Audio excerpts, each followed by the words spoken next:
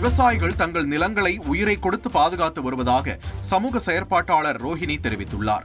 தஞ்சாவூரில் இயற்கை வேளாண் விஞ்ஞானி நம்மாழ்வார் மக்கள் இயக்கம் சார்பில் நடைபெற்று வரும் சித்திரை பெருவிழா நிகழ்ச்சியில் சமூக செயற்பாட்டாளர் ரோஹிணி கலந்து கொண்டார். பின்னர் செய்தியாளர்களை சந்தித்த அவர், விவசாய விளைபொருட்களுக்கு உரிய லாபம் கிடைப்பதில்லை, இருப்பினும் விவசாயிகள் விளைநிலத்தை கைவிடவில்லை என்றும் தெரிவித்துள்ளார். என்னை பொறுத்த வரைக்கும் விவசாய நிலங்கள் அவ்வளோ குறைஞ்சிட்டு இருக்கிறதா எனக்கு தெரியல.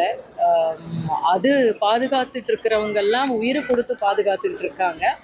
அவங்களுக்கு மிகப்பெரிய ஒரு லாபம் எல்லாம் கிடைக்குதான்னா இல்லை. ஆனால் லாபத்துக்காக நிற்கிறவங்களா இல்லை.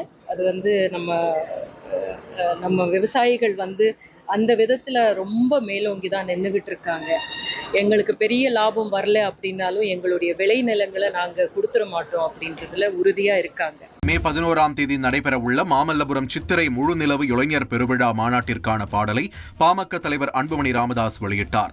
அழைக்கிறார் அன்புமணி என தொடங்கும் பாடலில் ஒரு இடத்தில் மட்டும் மருத்துவர் ஐயா என குறிப்பிடப்பட்டுள்ளது. நிகழ்ச்சியில் பேசிய அன்புமணி, மாநாட்டை ஒட்டி பல பாடல்களை வெளியிட உள்ளதாகவும் முதல் பாடலாக இதனை வெளியிடுவதாகவும் தெரிவித்தார்.